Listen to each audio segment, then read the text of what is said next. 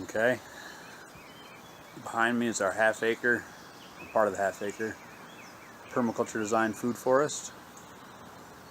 So I want to make a short video explaining what you're looking at.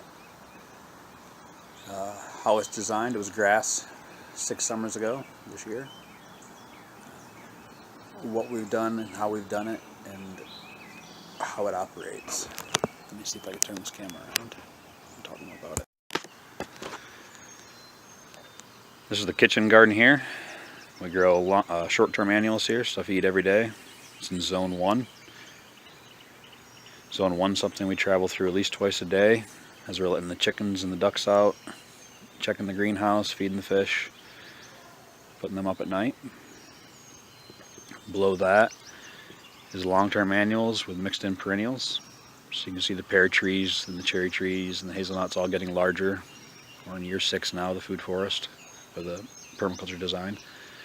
But mixed in with that is garlic, and we'll grow corn, beans, squash, onions, stuff like that. I call it long-term annuals because they don't need much attention. Plant it and then just tend to it every now and again. The whole perimeter is planted in a true food forest, which is done in guilds. Each key species being an apple, a pear, or something like that. A key species, a larger tree in the center, surrounded in the guild with nitrogen-fixing plants. They're taking nitrogen out of the air and fixing it in their roots.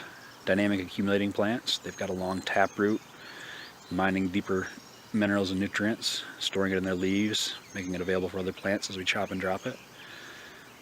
Beneficial insect attracting plants, and plants that call on the pollinators as well. Alright, we'll have a quick look.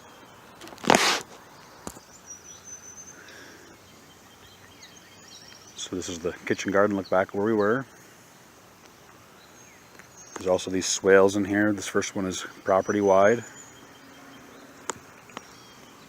Goes over to here. Small catch pond built into it on the other end.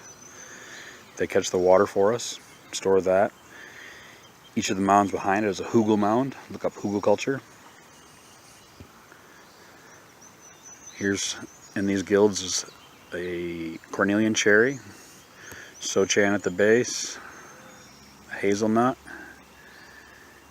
the apple tree with the blue grafts in the back, lilies, irises for some of the flowers are on the front, and bee balm. Can't see what else is in there.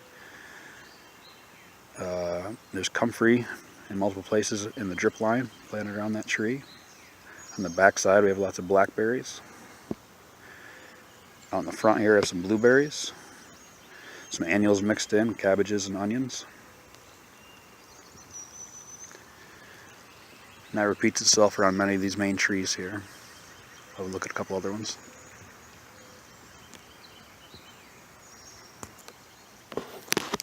Hi kitten, you joining us? So we're just staying at that first swale. There's multiple other swales down through here, each flowing into the next one as it overflows. Down here at the bottom we have some grapes mixed in. See the asparagus coming up. Some tiny house, another pond down below. Then lots of different fruit trees, multiple pawpaws and apples and pears. So looking back in from here, in the perimeter I have fennel coming up that actually overwintered for me. Strawberries are on the front, some cabbage mixed in. What looks like garlic here is actually a perennial leek. That comes back in big clumps like that as the seed heads drop, and I transplant that into all the guilds. There's some Jerusalem artichokes, daikon radish, getting ready to go to seed. I won't harvest that, I'll chop that and leave it in place, maybe collect the seed off of it, but leave the radish in the ground for the insects. In front there's a young Nanking cherry. That was a runner off of one of the other ones. I actually air layered that, it was a branch. Was able to harvest that last year, cut it from the main root. You can see the lilies coming up in the background, daylilies here in the front, more comfrey. There's also gooseberries and jostaberries and currants mixed in. Some Some turnips along the edge here. Asparagus there. These grapes are just getting going. There's 3 grapes crossed here.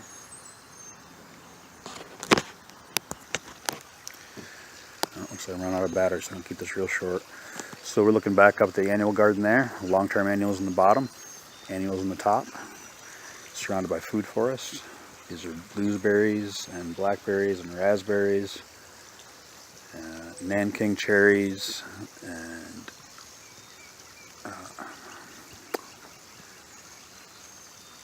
let's walk up and see. We'll see if the battery makes it. Another apple tree, bee balm down in front, and horseradish, sochan.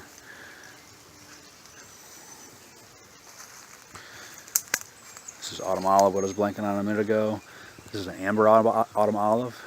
The berries are sterile, so it's not as invasive or invasive. It's covered with bees. That's the nitrogen fixer in this guild. For the Josta berry on this side, it's just loaded with flowers and berries getting started. And the gooseberry on the other side. Lots of young berries.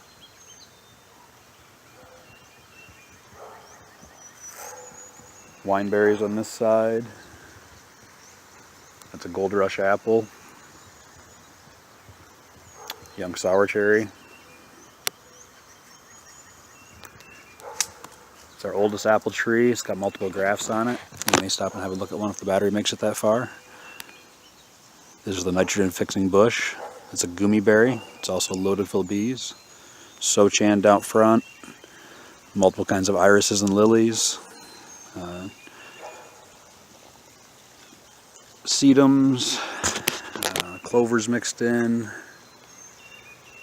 I just drawn a blank on all different flowers that are there.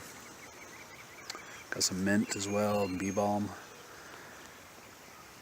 And this is a fig. I've got lots of figs that are too close to other trees because every time I prune them I stick one in the ground and they take off. Easy enough to cut them down eventually. This is silverberry. This gives us the fruit in the winter.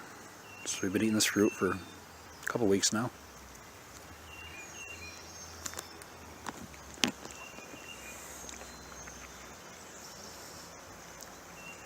You want to wait till it's a little dry looking, or they're tart. It's a very good fruit. Not a lot of fruit per berry. Clean that up better. But it is loaded with them, and it's another nitrogen fixer. Great for the insects. It flowers in late fall. It's another hazelnut. And the elderberries and raspberries and blood violets go crazy. It's another raspberry patch I cut back. These are ever-bearing. So we'll get a nice fall harvest out of those. The elderberry just got cut back heavily.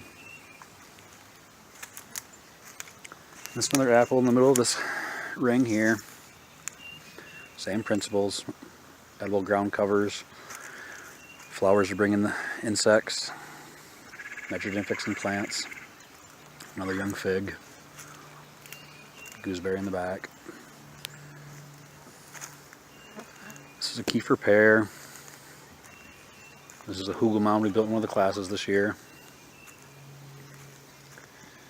Raspberries and Josta berries. This is an Asian pear. And goji berries. It's a peach tree. Another Asian pear. More figs and blackberries. Okay, this video's been long enough. If you liked it,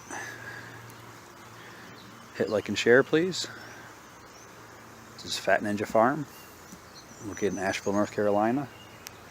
It's our 6th year. Just trying to spread what brings so much joy to our lives. We've fallen in love with it. We believe a better way is possible. More time spent in our lives. Alright, have a good day.